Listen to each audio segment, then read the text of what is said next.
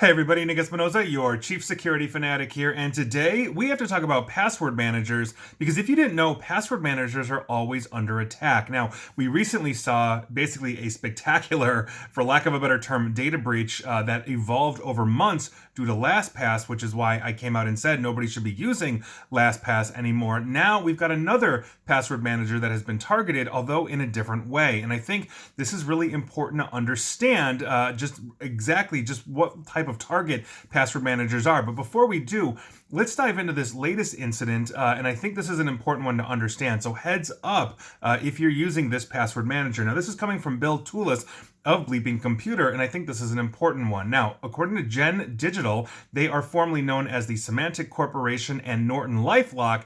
They're sending out data breach notifications to customers, informing them that attackers have successfully breached the Norton Password Manager specific accounts using credential stuffing attacks. Now, according to the letter that they basically shared with the Office for the Attorney General of the state of Vermont, the attacks did not result from a breach of the company itself, but from account compromises via other platforms. Quote, "Our own systems were not compromised. However, we strongly believe that an unauthorized third party knows and has utilized your username and password for your account." This is according to their letter. I continue. "This username and password combination may be potentially known to other parties." Now, on top of this, more specifically, the notice explains that around December 1st of last year, an attacker used a username and password pair that they bought from the dark web in an attempt to log into Norton customer accounts. So they bought a ton of them. The firm detected, quote, "an unusually large volume," end quote, "of failed login attempts on December 12th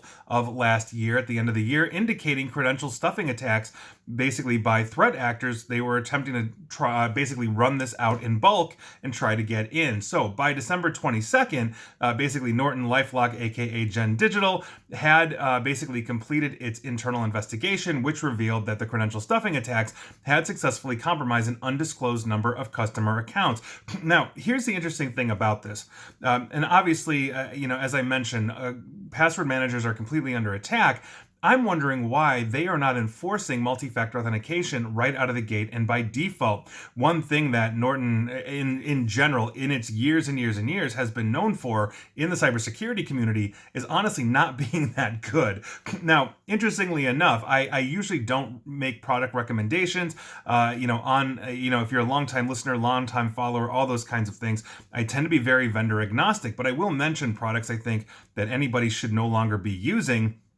Obviously, LastPass would be an example of that. The other one that I can think of would be Uber, where they just handled a data breach in the most untransparent, horrible, and quite frankly, criminal way a few years back. And so I don't use Uber anymore specifically for that reason as well. But Norton, here we go. Now, to be fair, they were not compromised, but a good password manager is going to give you hardened security controls out of the gate. They should not leave it to chance to say a single password can unlock the account that gets all other passwords out there. So I think that's a huge problem. They might not be the only ones doing this, but understand that password managers and password clouds are always under attack. I mean, think about it this way. If I can break LastPass, 1Password, KeePass, Norton Password Manager, Keeper, take your pick. There's Bitwarden. There's a million of these out there. If I'm able to break that, it's game on because I have passwords for absolutely everybody and everything. And so this really underscores a couple of different things. One,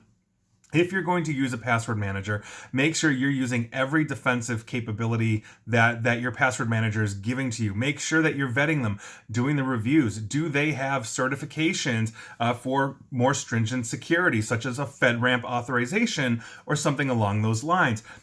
Are they basically being transparent in how they are applying multiple layers of encryption to ensure that their employees cannot access this on the back end? Meaning if they're compromised on the back end, they get access to you and everybody else's to make sure that this is internal. Not to mention using good, stringent master passwords that are completely unique, as well as enabling multi-factor authentication with a hardware token or authenticator app, ideally not email or text message, because if I'm in your phone or I'm in your mailbox, I'm going to get that second factor of authentication. So these are some table stakes, but understand that if you're using a password manager, you have to take care. These are always, always, always under attack because, again, if we're able to breach a password manager, it's game on for potentially millions of accounts and logins absolutely everywhere. Not to mention, people store personally identifiable information such as social security or national ID numbers in these password managers. And so when they're hit, it's a big, big deal. So make sure you're maintaining vigilance.